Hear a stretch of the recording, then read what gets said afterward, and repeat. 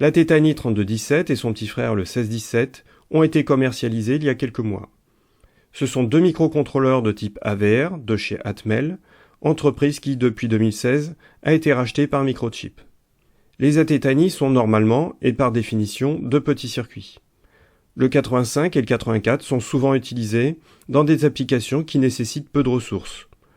Lorsqu'on travaille sur Raspberry Pi, on peut aussi leur déléguer des fonctionnalités qui nécessitent un timing très précis. Les deux circuits qui nous intéressent aujourd'hui sont petits par la taille, ils n'existent qu'en version QFN24, mais pas par leurs ressources, et font partie d'une catégorie appelée Mega Tiny Core. Le 3217 en particulier est régulièrement comparé à l'ATmega 328P, circuit qui équipe les cartes Arduino Uno et Nano. Leurs caractéristiques, sans être identiques, sont globalement comparables. Ce sont tous les deux des microcontrôleurs 8 bits. Ils sont identiques au niveau vitesse de fonctionnement et tension d'alimentation. Ils sont équipés des bus de communication classiques. Le 328P dispose juste d'un peu plus de 2 PROM que le 3217.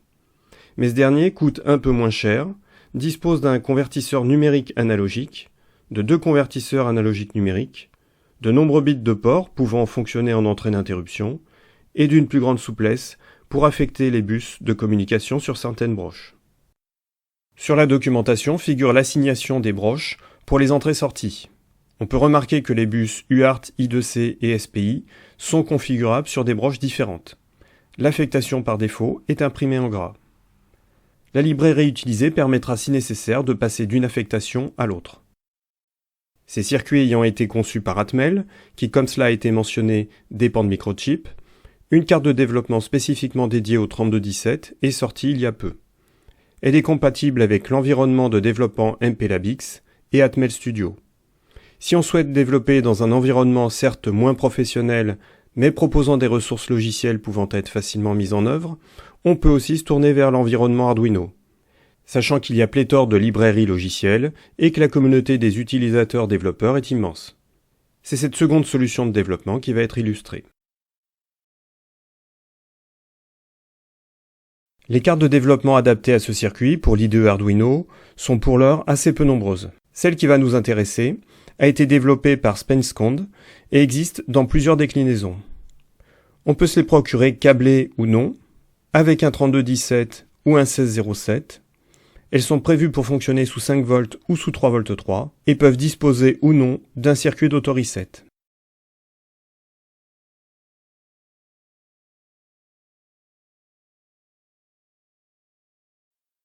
Voici un exemple de carte sans régulateur ni auto-reset, et une autre sans auto-reset, mais avec régulateur 3 volts 3. Spenscond a non seulement créé une petite carte de développement, mais a également réalisé un gros travail logiciel consistant à transposer les bibliothèques classiques de l'IDE Arduino afin de permettre la programmation des Mega Tiny Core. Cette bibliothèque est d'ailleurs en constante évolution.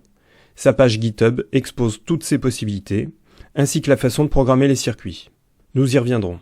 Pour installer ces librairies, il y a deux possibilités. Soit récupérer cette URL et la mettre dans le gestionnaire des cartes supplémentaires,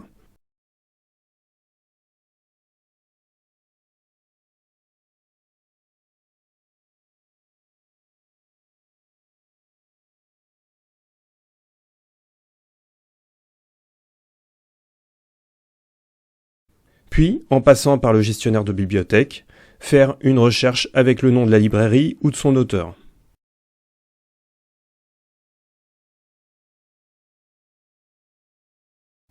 Soit télécharger le fichier zip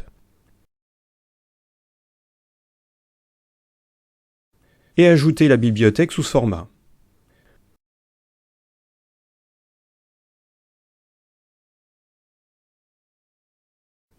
On peut vérifier que les Mega Tiny Core sont à présent disponibles.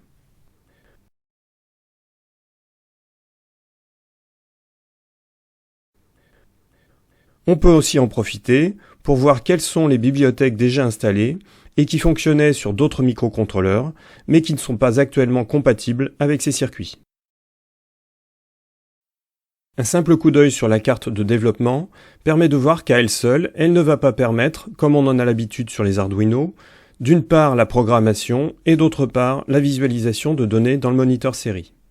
Contrairement à un ATmega 328P, dont la programmation peut s'effectuer par l'intermédiaire du bus SPI d'une Arduino Uno,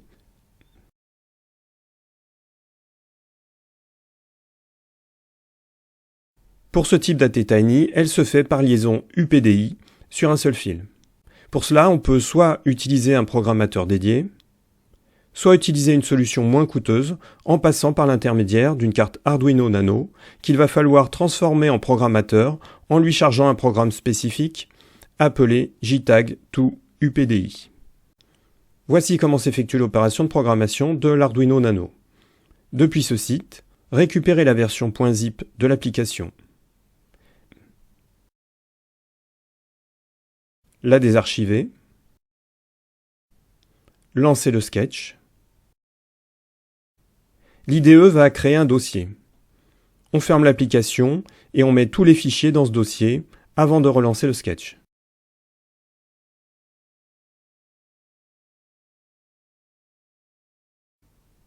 Puis on sélectionne la programmation d'une Arduino Nano. Attention à adapter, si nécessaire, le processeur à la génération de cartes Nano dont on dispose. On sélectionne le port et on lance la programmation.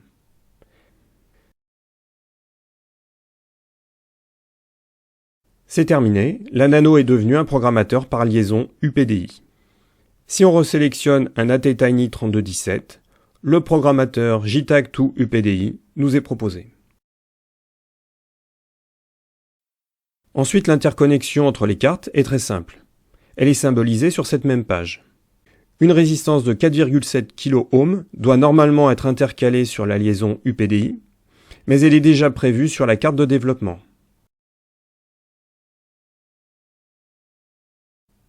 À noter que c'est le bit de port PA0 par lequel se fait la programmation. Ce qui se résume à ce schéma si la carte de développement a sa propre alimentation. Et concrètement, on réalise ce câblage rapide avec une alimentation externe de 5 volts pour la carte de développement disposant du régulateur 3V3. Dernier ajout, un adaptateur UART USB pour disposer d'un moniteur série afin d'effectuer le débugage. Voici par exemple un modèle très répandu qui convient très bien. Afin de ne pas jongler en permanence dans l'IDE Arduino entre la liaison USB pour la programmation et celle pour le moniteur série, on peut utiliser un autre terminal de son choix, tel que TerraTerm, PuTTY et autres termites. Voici l'association obtenue. Si le PC utilisé a peu de ports USB, un hub peut s'avérer indispensable. À présent, tous les éléments sont en place pour commencer à programmer. Dans l'IDE, une bonne partie des paramètres par défaut conviennent. Il faudra tout de même vérifier et modifier les éléments suivants.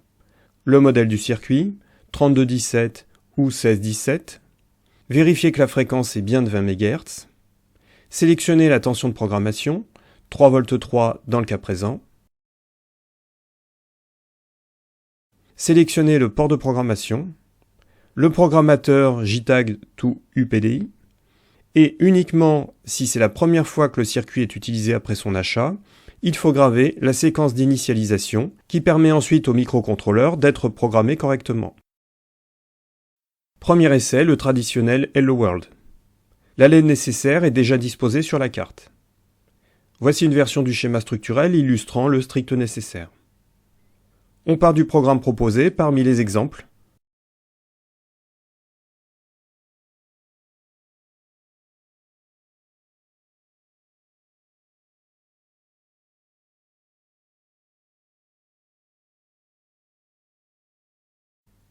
Puis compilation et programmation.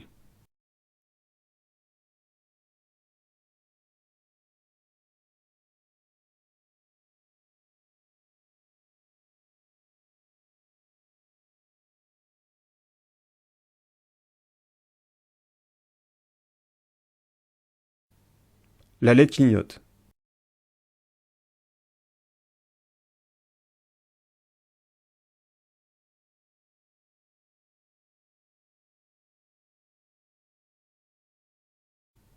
On peut rajouter une communication vers le terminal TerraTerm afin de vérifier que la liaison série fonctionne bien.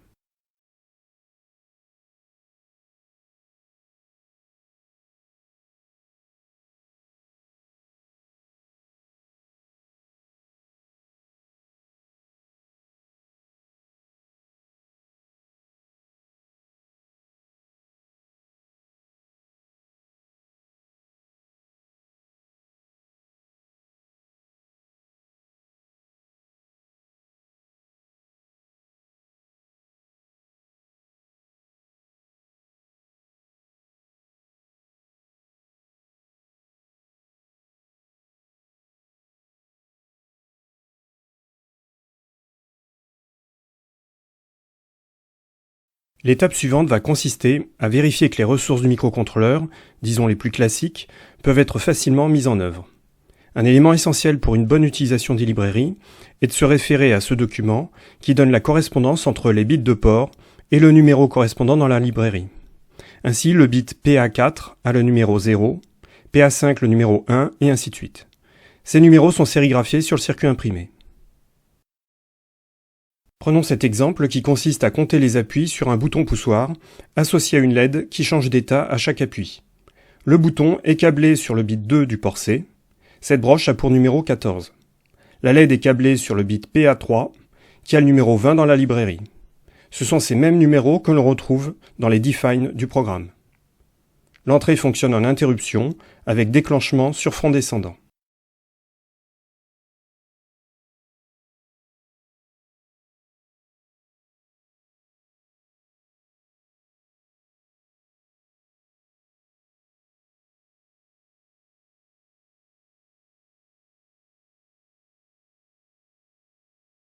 Ce schéma permet de récupérer les mesures de température et d'humidité relative d'un capteur SHT21. Sur le bus I2C, le microcontrôleur fonctionne en mètres. Il est nécessaire de rajouter les résistances de pull-up sur le bus. Les bits PB0 et PB1 sont ceux qui correspondent par défaut au bus I2C. Leurs numéros sont respectivement 11 et 10.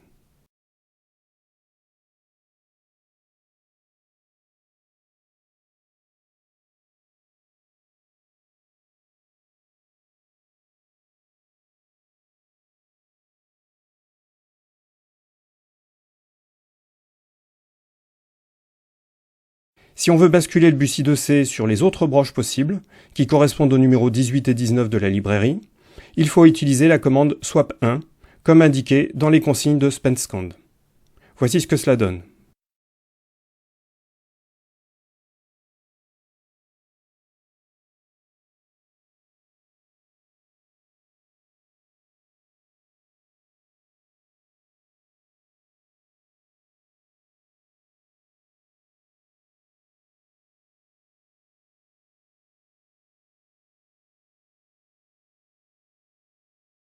Passons à la conversion analogique numérique sur un capteur de température de type LM35. Là, on n'a que l'embarras du choix, quasiment toutes les broches peuvent être utilisées.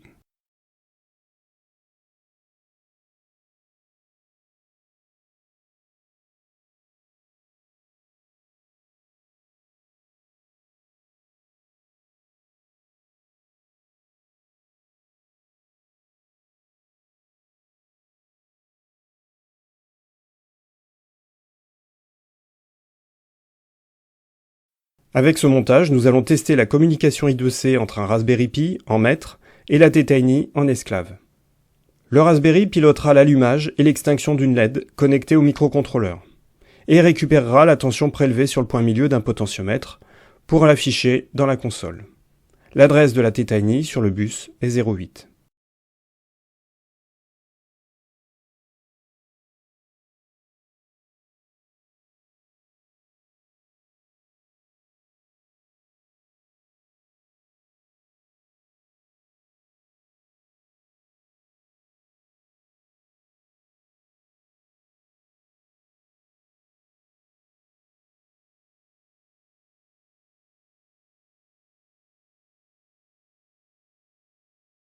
Pour finir, voyons la mise en œuvre du bus SPI, associé à un lecteur RFID et permettant de mettre en service un servomoteur faisant fonction de barrière de parking pour voitures miniatures.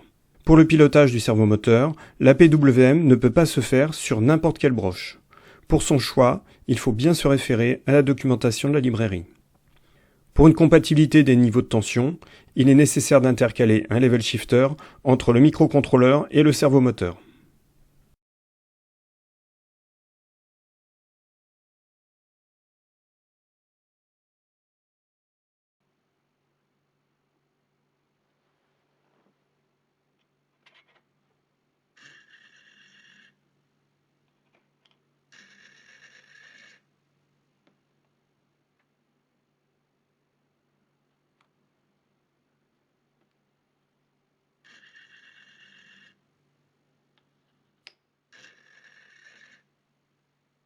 Cette démo clôt ce petit tour d'horizon des ressources pouvant être mises en service. Je tiens à souligner que les librairies concernant ces microcontrôleurs sont en constante évolution. Par conséquent, il faut consulter la page GitHub de l'auteur pour vérifier les spécificités logicielles concernant les ressources que l'on souhaite mettre en œuvre, connaître les mises à jour et être averti des petits bugs temporaires en cours de résolution. À noter que l'ATtiny 1617 peut très bien se substituer au 3217 dès l'instant où l'on a besoin de moins de mémoire programme, ce qui peut être pratique en cas de rupture d'approvisionnement des distributeurs du composant. Quant aux cartes de développement, elles sont très pratiques, même s'il faut leur ajouter d'autres petites cartes pour retrouver les fonctionnalités de programmation et de débogage dont on a l'habitude sur l'IDE Arduino, sachant que le terme débogage est un peu excessif concernant cet environnement. Seul petit problème à mon goût, 3 sources d'alimentation d'origine différentes peuvent, selon notre montage, converger en un même point. Ce qui peut être pratique. Ainsi, dans les 3 quarts des démonstrations qui ont précédé, l'alimentation de la ATtiny se faisait par la carte rouge, celle qui effectue l'adaptation UART USB. Mais cette carte dispose d'une sélection de la tension générée par cavalier, qui par inadvertance peut être mal positionnée et créer un conflit. Autant dire que c'est le genre d'opportunité qui pardonne rarement en milieu scolaire.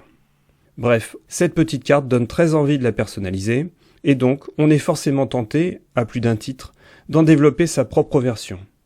Exercice auquel je n'ai pas résisté, pour aboutir à cette version 0, qui est tout à fait fonctionnelle, mais nécessite tout de même quelques corrections. À suivre donc.